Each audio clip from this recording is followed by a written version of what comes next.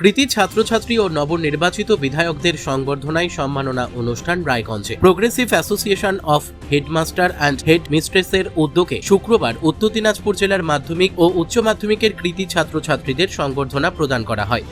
একই সঙ্গে নবনির্বাচিত বিধায়কদেরও সংবর্ধনা জানানো হয়। অনুষ্ঠানটি অনুষ্ঠিত হয় রায়গঞ্জের West Dinajpur chamber of commerce হলে। এই দিনের অনুষ্ঠানে জেলার বিভিন্ন বিদ্যালয়ের শিক্ষক শিক্ষিকা, শিক্ষানুরাগী মানুষ ও সমাজসেবীরা উপস্থিত ছিলেন।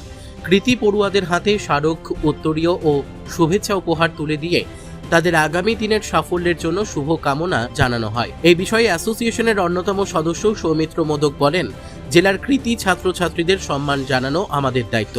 তাদের এই সাফল্য আগামী প্রজন্মকে আরও উৎসাহিত করবে। পাশাপাশি নবনির্বাচিত জনপ্রতিনিধিদের সংবর্ধনা জানিয়ে আমরা শিক্ষা ও সমাজ উন্নয়নের ক্ষেত্রে একসঙ্গে কাজ করার বার্তা দিয়েছি।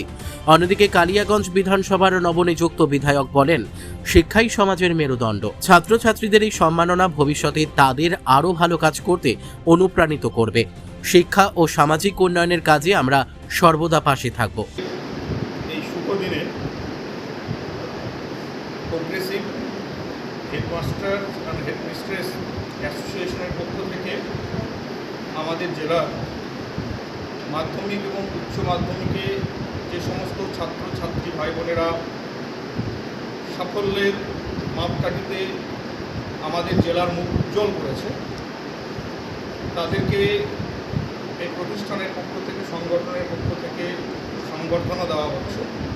আজকে উপস্থিত রয়েছে আমাদের মাধ্যমিক স্তরে কৃতি ছাত্র 3 জন এবং উচ্চ মাধ্যমিক স্তরে 6 জন। আমরা আজকে সমস্ত বিভিন্ন স্কুলের হেডমাস্টার মশাই এবং হেড মিস্ট্রেস মহোদয়গণ উপস্থিত রয়েছেন এবং অন্যান্য টিচার্সরা রয়েছেন।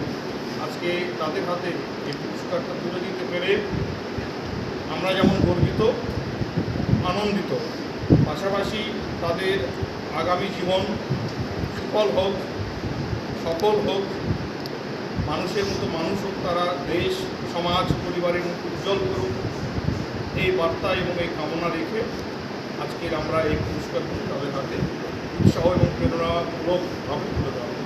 স্যার, কতজন ছাত্রকে আজকে আপনারা পুরস্কার তুলে দিলেন?